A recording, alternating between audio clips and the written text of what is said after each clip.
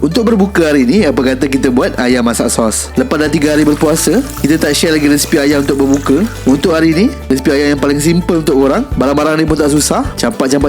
Lepas tu dah siap lauk ayam untuk berbuka. Jom kita cuba dalam 2 minit satu resipi bersama Cik Sayang. Untuk masak ayam ni, kita akan campurkan beberapa jenis sos yang basic-basic je, macam sos tomato, sos tiram dan juga sos ikan tai. Kita mulakan dengan aktiviti menggoreng ayam. Saya pakai dalam setengah ekor ayam. Ayam ni korang lumur dengan kunyit dengan garam. Lepas tu kita akan goreng separuh masak. Tapi ada yang suka goreng garing, itu pun boleh. Bila isi ayam tu dah okey, korang boleh angkat dan ketepikan sekejap. Baki minyak goreng ayam, buang sikit. Lepas tu tumiskan dalam 4 tangkai cili padi, dalam 4 ulas bawang putih dan juga dalam setengah biji bawang holland.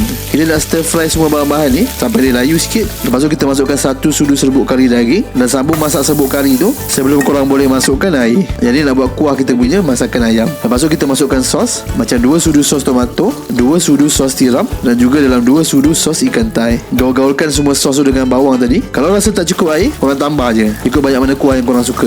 Lepas tu saya masukkan petai. Kalau tak ada petai, korang boleh skip. Yang ni ada dalam peti sejuk, saya masukkan sekali je. Kemudian barulah kita masukkan ayam yang telah kita goreng tadi. Gaul sekata sampai semua kuah menyaluti ayam tu. Last sekali kita boleh masukkan daun limau purut dan juga potongan tomato. Masak dalam 5 ke 6 minit lagi. Kemudian siaplah kita punya ayam masak sos. Senang je kan? Selamat mencuba. Jom follow kami untuk lebih banyak resipi menarik.